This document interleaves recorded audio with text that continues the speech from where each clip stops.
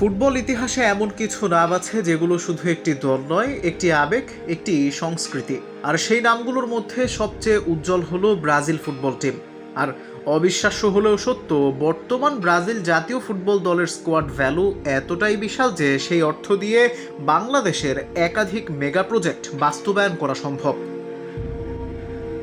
জনপ্রিয় ফুটবল ভিত্তিক website transfer মার্কেটের তথ্য অনুযায়ী ব্রাজিল জাতীয় দলের বর্তমান স্কোয়াড ভ্যালু প্রায় ৯২৯ মিলিয়ন ইউরো বাংলাদেশি মুদ্রায়, যার পরিমাণ প্রায় ১,৩০,০০০ কোটি টাকারও বেশি। এই বিশাল অঙ্ককে যদি বাংলাদেশের বড় বড় উন্নয়ন প্রকল্পের সঙ্গে তুলনা করা হয় তাহলে হিসাবটা আরও চমকে দেয়। বাংলাদেশের গর্ব পদ্মা সেতু নির্মাণে ব্যয় হয়েছে প্রায় ৩০,০০০ কোটি টাকা, অর্থাৎ ব্রাজিল দলের বর্তমান মূল্য দিয়ে প্রায় 4খানা পদ্মা সেতু নির্মাণ করা সম্ভব। একই হিসেবে মেট্রো রেল প্রকল্প করা যাবে 4টি। এই বিশাল মূল্যের সবচেয়ে বড় কারণ বর্তমান প্রজন্মের তারকারা। দলের সবচেয়ে দামি খেলোয়াড় ভিনিসিয়াস জুনিয়রের বাজার মূল্য প্রায় ১৫০ মিলিয়ন ইউরো, অর্থাৎ বাংলাদেশি টাকায় প্রায় ২১,০০০ কোটি টাকা। শুধু একজন খেলোয়াড়ের দামই অনেক দেশের বার্ষিক বাজেটের সমান। এরপর রয়েছেন রদ্রিগো, যার বাজার মূল্য প্রায় ১০০ মিলিয়ন ইউরো।